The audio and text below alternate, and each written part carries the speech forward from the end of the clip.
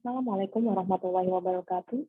Good morning, ladies and gentlemen. My name is Arinditia Triasti Putri.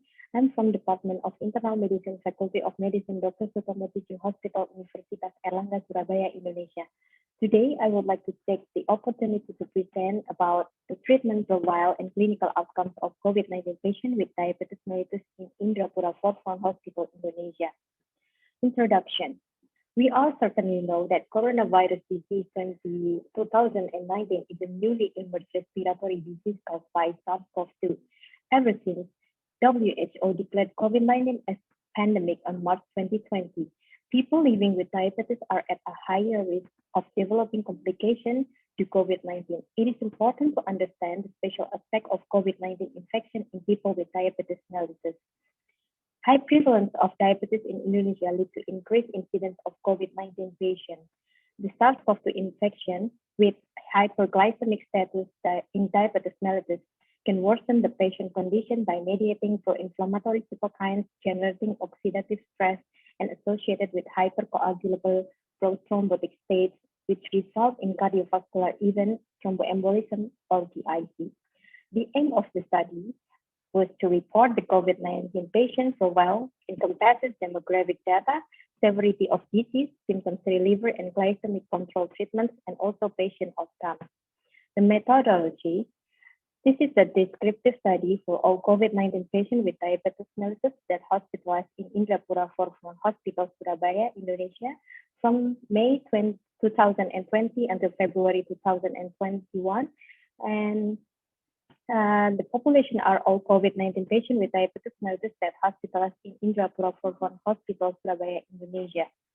We conducted this study by examining 2 times fasting blood glucose and 2-hour prandial blood glucose. The first period is within the first 24-hour admission to hospital. The second period is before discharge from hospital. This is the result and discussion. The table shows the demographic of COVID-19 patients with diabetes mellitus. The results of our study show that the mean age was 51.33 with more or less 8.85 years with range 20 until 80 years. A total 198 patients were at productive age. It appears that all age of the population are susceptible to SARS-CoV-2 infection.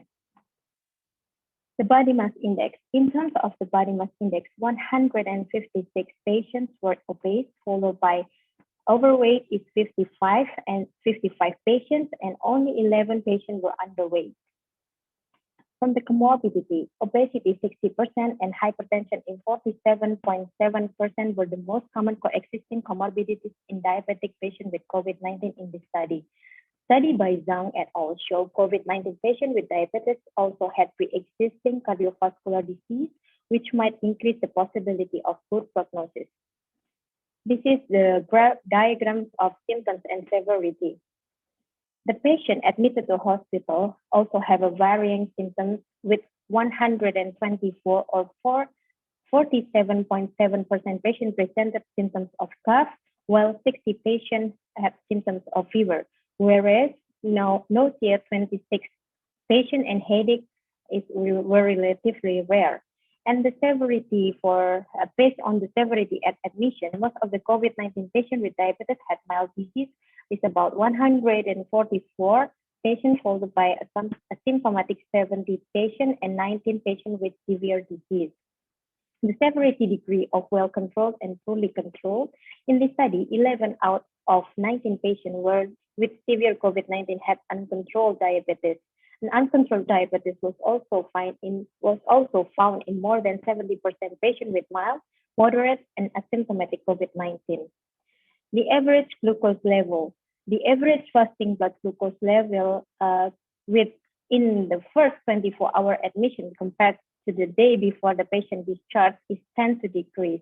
It also appeared in the average mean 2-hour postprandial blood glucose level is also decreased, but the target goal hadn't been achieved.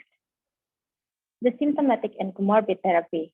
Based on medical treatment during hospitalization, all patients were given multivitamins, 31 patients received oxygen support, and 154 patients were given symptomatic treatment, with the most common treatment were antitussive and mucolytic agents. None of the patients were given antiviral during this study. The diabetes mellitus therapy. The diabetes mellitus therapy during hospitalization, it's about 150 patients were given oral anti-diabetic drugs, 75 patients were given insulin, and 22 patients were given both. The length of stay, and the outcome. The total of 202 or 77.7% patients were treated in the hospital for more than 10 days. At the end of the treatment, 229 or 80.1% patients were recovered from COVID-19 and 11.2% patients were reversed for this duration. The conclusion. Multiple conditions which presented in the study population may contribute to prevalence of COVID-19 infection in diabetic patients. Blood glucose tended to decrease during observation and treatment in hospital, even though the target of blood glucose level hadn't been concordant to preclinical guidelines. The symptomatic management without antiviral and antibiotic therapy, followed by continuing glucose-lowering agent for glycemic control, may contribute for better patient outcome. Thank you very much. Wassalamualaikum warahmatullahi wabarakatuh.